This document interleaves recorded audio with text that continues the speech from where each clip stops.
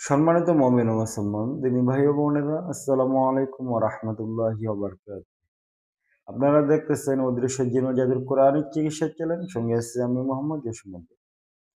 সম্মানিত ভিউয়ার্স, আজকে আমি আপনাদের মাঝখানে বশীকরণের খুব পরীক্ষিত তদবির নিয়ে একটা কথা বলবো ইনশাআল্লাহ। সূরা ইয়াসিনের মাধ্যমে বশীকরণ। সূরা ইয়াসিনের মাধ্যমে আপনি যে কাউকে বশ করে নিতে পারবেন। কিন্তু হযরতগণ, আমার ভিডিওটা আপনারা যারা দেখতেছেন অবশ্যই একটা জিনিস মাথায় রাখবেন, যে কোনো এক ব্যক্তিকে নিজের আয়ত্তে নিয়ে আসা এটা কিন্তু একটা ভালো কাজ না। এই শুধু এটা আপনারা যারা কারা করবেন, এটা সবাই আপনারা প্রয়োগ করবেন না। কারণ কেউ চায় না কারো অধীনে থাকতে। ধরেন না যে আপনাকে আপনাকে যদি কেউ আ কাউ কেউ আপনাকে বশ করে নেয়, তার কথা আপনি শুনবেন, উঠবেন, বসবেন, মানে এক কথায় আপনার নিজের যে একটা স্বাধীনতা থাকে, সেই স্বাধীনতা তখন থাকে না। কারণ আপনি আপনাকে কি আরেকজনে বশ করে নিছে। সে তার কথাই আপনি চলবেন। সে যদি ভালো বলে ভালো, খারাপ বললেও ভালো। আপনার সবই আপনাকে ভালো লাগবে। অর্থাৎ অবশ্যই এই কাজটা যারাই করবেন একটু বিবেক বিবেচনায় খাটিয়ে কাজটা করবেন। অবশ্যই বৈধ কাজের জন্য কাজটাও করবেন। অবৈধ কাজের জন্য কাজটা কেউ করবেন না। আপনাদের কাছে বিশেষ অনুরোধ থাকবে। তো যাই হোক, আর এই আমলের ক্ষেত্রে আরো কিছু কাজ আছে যেগুলো হচ্ছে বিশেষ করে যে বোনেরা স্বামীর থেকে নির্যাতিত মানে অনেক নির্যাতিত হন, অত্যাচার করে, মারধর করে, অথবা আপনার স্বামী বিভিন্ন নেশায় আসক্ত আছে, অথবা আপনার স্বামী পরকীয়ায় আসক্ত আছে।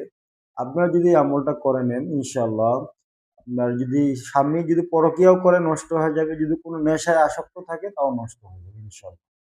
এটা আমাদের 100% একটা পরীক্ষিত তদবির। আমরা বিভিন্ন জায়গায় প্রয়োগ করে আলহামদুলিল্লাহ ভালো একটা রেজাল্ট পাইছি। যার কারণে আপনাদের মাঝখানে আজকে শেয়ার করতেছি। কারণ অনেক বোনেরা আছে, অনেক নির্যাতিত হন স্বামীর ঘরে গিয়ে। যার কারণে এই বিষয়টা আপনাদের মাঝখানে আজকে শেয়ার করতেছি ইনশাআল্লাহ। তো যাই হোক, আপনারা মুতাব্বির ভাইয়েরাও এই আমলটা যে কাউকে দিতে পারেন, কোনো সমস্যা নাই। এটা হচ্ছে সূরা ইয়াসিনের মাধ্যমে বশীকরণ। তো এই আমলটা করার আগে অবশ্যই আপনাকে ৭ টা পেরেক নিতে হবে। ৭ টা পেরেক নিবেন। ৭ টা পেরেক নিয়ে আপনারা আমলে বসবেন। অবশ্যই আমলে বসার আগে গোসল করে পাক পবিত্র অবস্থায় ওযু সহকারে শরীরে আতর খুশবু ব্যবহার করে আমলে বসবেন। তো একটা পেরেক নিবেন, একটা পেরেকের মধ্যে আপনি যার উদ্দেশ্যে আমলটা করতেছেন, ওই ব্যক্তির যদি মহিলা হয় মহিলার নাম নিবেন, মহিলার মায়ের নাম নিবেন, এবং কি যে সে যে উনার হাসব্যান্ডের কে বশ করতে চায়, উনার হাসব্যান্ডের নাম নিবেন, উনার হাসব্যান্ডের বাবার নাম নিবেন। ওকে? এ কাগজে লেখে আপনি বসবেন। বসার পর একটা পেরেক হাতে নিবেন। একটা পেরেক হাতে নেওয়ার পর আমলটা শুরুর আগে অবশ্যই ইস্তেগফার দরুদ শরীফ পড়ে নিবেন। পড়ে নেওয়ার পর আমলটা আপনারা শুরু করবেন। আমলটা শুরু করার পর সূরা ইয়াসিন তেলাওয়াত করা শুরু করবেন। তো যখনই আপনার সূরা ইয়াসিন পরিপূর্ণ তেলাওয়াত শেষ হয়ে গেল, তখনই আপনি কি করবেন? আল্লাহর কাছে একটা দরখাস্ত করবেন, হে আল্লাহ, অমুক, অমুকের স্বামী অমুক, নামগুলো মায়ের নাম, স্ত্রীর মায়ের নাম বলে দিবেন। অমুকের এ মেয়ের নাম যদি হয় ধরেন আসিয়া, মায়ের নাম হলো ধরেন মরিয়ম। মরি মরিয়মের মেয়ে, মানে এক কথায় আপনি বলবেন কি? রোগীর নাম বলবেন, রোগীর মায়ের নাম, যেইটাকে বশীকরণ করতে যাচ্ছে ওই ছেলের নাম, ছেলের বাবার নাম। হে আল্লাহ, এদের মধ্যে এদের মিলে মহব্বত আপনি কি যেত রকমের পুরুষটা যেটা নেশায় আসক্ত, মহিলার নেশা হইতে পারে, পরকীয়া থাকতে পারে, বিভিন্ন ধরনের নেশা থাকতে পারে। হে আল্লাহ, আপনার এই আমলের ওসিলায় আপনি তার সমস্ত নেশা দূর করে দেন এবং তার স্ত্রীর প্রতি আকৃষ্ট করে দেন। এইভাবে কি করবেন? সূরা ইয়াসিন তেলাওয়াতের শেষে আল্লাহর কাছে একটা দরখাস্ত করবেন। পাশাপাশি সূরা ইয়াসিনের যে মুয়াক্কেল আছে, মুয়াক্কেলদেরকে হুকুম লাগিয়ে দিবেন যে এই আয়াতের সম্মানিত নূরি মুয়াক্কেলগণ, ওই ব্যক্তির যত রকমের বদ অভ্যাস আছে আপনি এগুলো নষ্ট করে দেন এবং উনার স্ত্রীর প্রতি আকৃষ্ট করে দেন। এইভাবে আপনি কি করবেন? সূরা ইয়াসিনের মুয়াক্কেলদেরকেও একটা হুকুম লাগিয়ে দিবেন। এইভাবে টানা ২১ বা সরি এইভাবে টানা ৭ বার আপনাকে তেলাওয়াত করতে হবে। ৭ বারই প্রতিবারই এভাবে আল্লাহর কাছে দরখাস্ত করবেন। পাশাপাশি কি করবেন? সূরা ইয়াসিনের যে মুয়াক্কেল আছে, মুয়াক্কেলদেরকেও হুকুম লাগিয়ে দিবেন। প্রতিবারে আয়াত শেষ করার পর, এইভাবে দরখাস্ত করার পর আপনি কি করবেন? পেরেকের মধ্যে একটা দম দিয়ে দিবেন। দম দিবেন, ৭ বার তেলাওয়াত করবেন, ৭ বারের হুকুম লাগাবেন, ৭ টা দম দিবেন। এইভাবে একটা পরে পেরেক আপনার ক্লিয়ার। এইভাবে ৭ টা পেরেক নিবেন, ৭ ৭ ৪৯ বার সূরা ইয়াসিন আপনাকে তেলাওয়াত করতে হবে। প্রতিবার শেষে রু মেয়ের নাম, মেয়ের বাবার নাম এবং ছেলের নাম, ছেলের বাবার নাম, দুজনের নাম বলে দিবেন। আল্লাহর কাছে দরখাস্ত করবেন। আল্লাহর কাছে এভাবে যেভাবে বলা হলো একটা, যে হে আল্লাহ, এদের এই পুরুষটার হয়তো সেটা মহিলা হইতে পারে, মহিলাও পরকীয়া করতে পারে।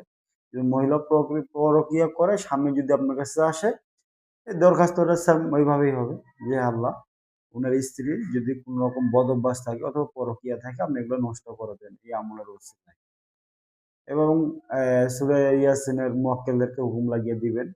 এই আয়াতের মুয়াক্কেলগণ, এই অমুকের যদি কোন রকম পরকীয়া অথবা কোন নেশা আসক্ত থাকে, আপনি এগুলো নষ্ট করে দেন। ইনশাআল্লাহ এভাবে প্রতিবারে আপনারা হুকুম লাগিয়ে দিবেন, দিয়ে পেরেকের মধ্যে একটা করে দম দিয়ে দিবেন। এভাবে ৭ টা পেরেকে ৭ ৭ ৪৯ বার আপনাকে সূরা ইয়াসিন তেলাওয়াত করতে হবে। তো আমলের শেষে আপনি কি করবেন? এই পেরেকগুলা কি করবেন? এই পেরেকগুলা যেসব চুলায় আপনার, যে ধরনের মাটির যেসব চুলাগুলা হয়, ওই মাটির চুলাগুলার মধ্যে এক সাইডে কিছু একটা ছোট্ট একটা গর্ত করে ওই পেরেকগুলা কি করবেন? সাইডে রেখে দিবেন, পুঁতে রাখবেন, যাতে ওই আগুনের হিটে পেরেকগুলা গরম হয়ে যায়।